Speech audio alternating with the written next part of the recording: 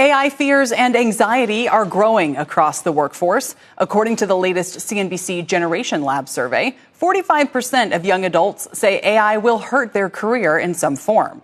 Our next guest says as AI gets cheaper, companies have more incentive to replace workers with machines.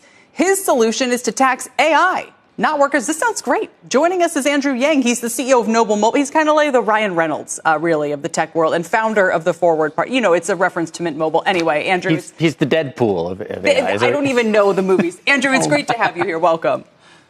Well, thanks, guys. I appreciate the comparison. I think he's a little better looking than I am. No comment.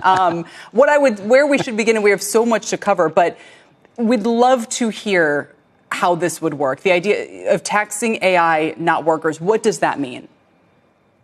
Well, first, it's not even original. Dario Amodei, the CEO of Anthropic, a number of months ago raised his hand and said, you should tax us, put in a token tax. And he's right. I mean, all of these AI models were built on our data. Our data is currently being sold and resold for hundreds of billions of dollars a year.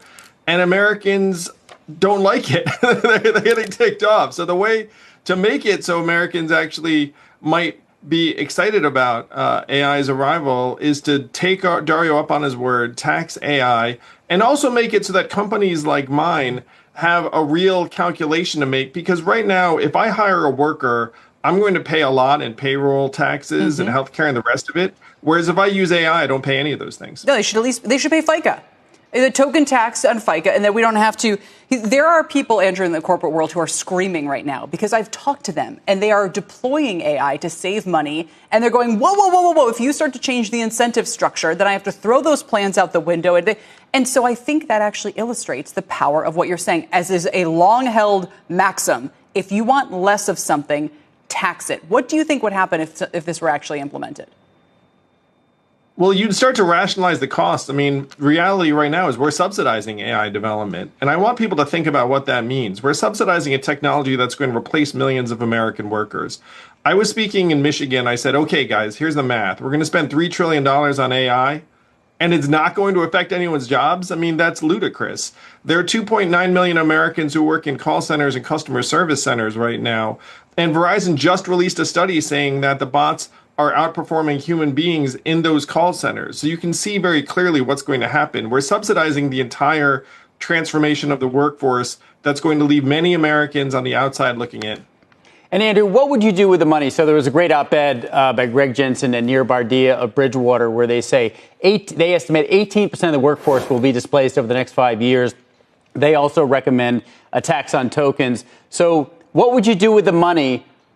We've seen retraining have mixed success in the U.S. as we saw the dawn of all sorts of technologies. Where would the money go? It would go into the hands of American consumers, American customers. The reality is we are straight checks. Straight checks. I think this administration would actually enjoy that aspect of it. That's true. But I just want to make a very, very clear point. We are terrible at retraining. The coal miners did not become coders. The warehouse workers did not become nurses. It's all just ludicrous talking points that politicians say and then walk away while there's a mess left behind. I mean, if we continue with that kind of fantasy this time, there are going to be pitchforks out there, literally and figuratively. Andrew, we need to start distributing the checks.